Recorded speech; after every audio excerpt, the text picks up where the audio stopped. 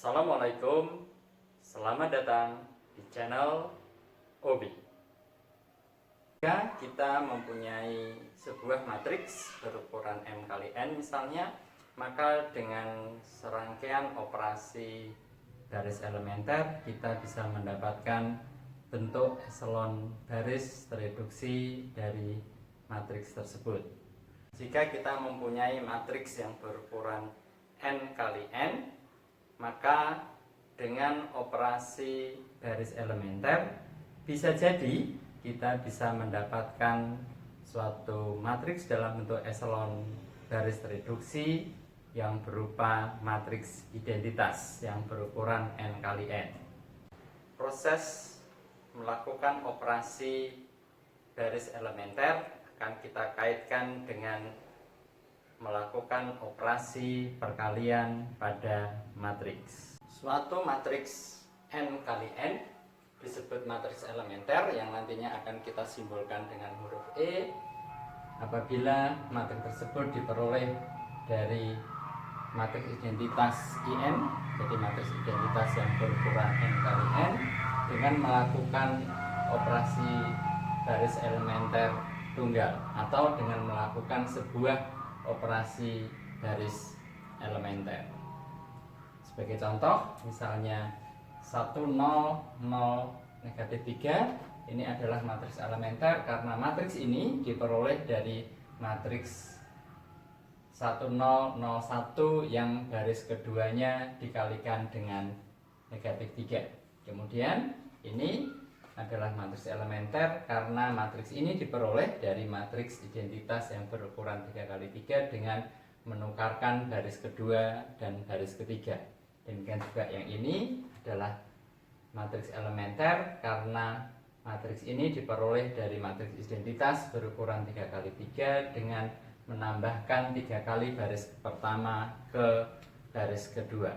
Dengan pendefinisian matriks elementer seperti tadi, maka kita mendapatkan jika matriks elementer E berukuran M kali M itu diperoleh dengan melakukan operasi baris elementer tertentu pada IM, dan A adalah matriks M kali N, maka hasil kali EA adalah matriks yang dihasilkan jika operasi yang sama dilakukan terhadap A.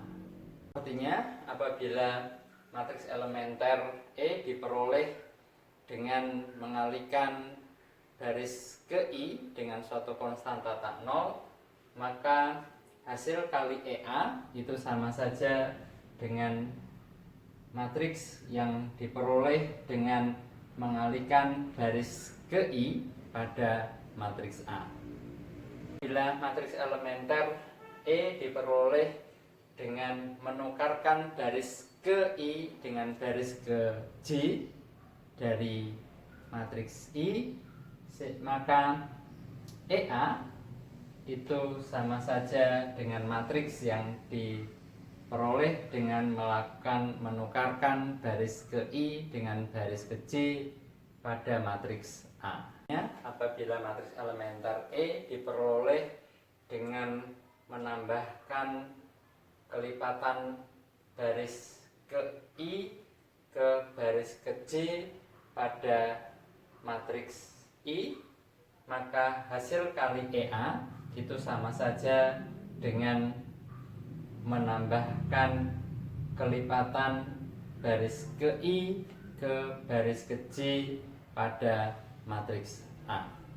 Jika operasi baris elementer kita lakukan pada matriks I untuk menghasilkan matriks E, maka dengan melakukan operasi baris elementer juga kita bisa menghasilkan matriks identitas I dari matriks E tadi. Kita melakukan operasi baris terhadap I yang menghasilkan matriks elementer E dengan cara mengalihkan baris ke I dengan konstanta tak nol, maka operasi baris terhadap matriks elementer supaya kita bisa menghasilkan I kembali, yaitu dengan cara mengalihkan baris ke I dengan 1/C. Demikian juga kalau kita pertukaran baris ke I dan ke J pada matriks I untuk menghasilkan E, maka untuk menghasilkan I kembali kita pertukarkan baris ke I dan baris ke J pada E. Yang terakhir, kalau kita menambahkan C kali baris ke I ke baris ke J pada matriks I yang menghasilkan matriks elementer E, maka untuk menghasilkan I kembali yang kita lakukan adalah menambahkan minus C kali baris I ke baris J dari matriks E. Yang kita lakukan di sini disebut sebagai operasi inverse dari operasi pertama yang kita lakukan di sini. Apabila kita mempunyai matriks E yang diperoleh dengan melakukan operasi baris terhadap I, maka kita juga bisa melakukan operasi baris terhadap E ini, taruhlah namanya E0, sehingga dia menghasilkan I. Demikian juga ini ya. Dengan perkataan lain, matriks elementer itu dapat dibalik dan inverse-nya juga merupakan matriks elementer. Jika A adalah matriks M kali N, maka kita akan dapat tekan suatu pernyataan-pernyataan yang ekivalen. Yang pertama, jika A dapat dibalik jika dan hanya jika AX sama dengan 0, jadi sistem persamaan linear AX sama dengan 0 hanya memiliki solusi trivial jika dan hanya jika bentuk echelon garis reduksi dari A adalah IN, jika dan hanya jika A dapat dinyatakan sebagai hasil kali dari matriks-matriks elementer. Kita bisa membuktikan pernyataan itu benar dari 1 ke 2, dari 2 ke 3, 3 ke 4, dan 4 ke 1, maka sama saja kita sudah membuktikan bahwa pernyataan-pernyataan 1, 2, 3, dan 4 itu ekivalen. Untuk membuktikan pernyataan jika matriks A dapat dibalik, maka sistem persamaan linear AX sama dengan 0 hanya memiliki solusi trivial. Yang kita lakukan adalah misalkan A dapat dibalik dan X0 adalah sebarang solusi dari sistem persamaan linear AX sama dengan 0. Kita akan menunjukkan bahwa X0 nya adalah 0 atau matriks 0 ya. Nah, X0 adalah solusi dari AX sama dengan 0, itu artinya AX0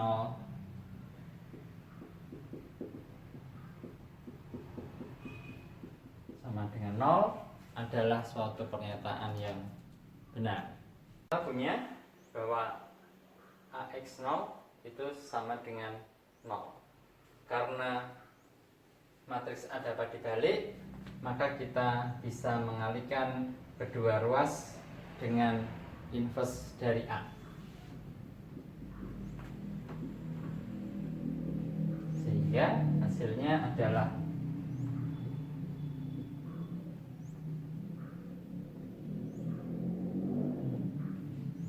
sehingga kita peroleh I X0 sama dengan ini adalah matriks 0 kalikan sebarang matriks yang terdefinisi adalah matriks 0 ya, sehingga X0 nya adalah matriks 0.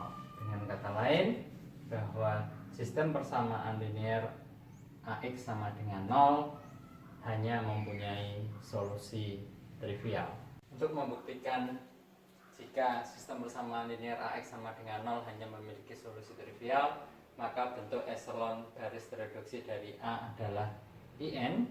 Maka kita lihat bahwa AX sama dengan 0 adalah bentuk matriks dari sistem persamaan linear A11X1 ditambah A12X2 dan seterusnya sama dengan 0. Terus jadi ini adalah SPA homogen yang seperti ini. Nah, kalau kita nyatakan dalam bentuk matriks yang diperbesar, maka ini yang kita peroleh, dan dikatakan bahwa dia hanya memiliki solusi trivial.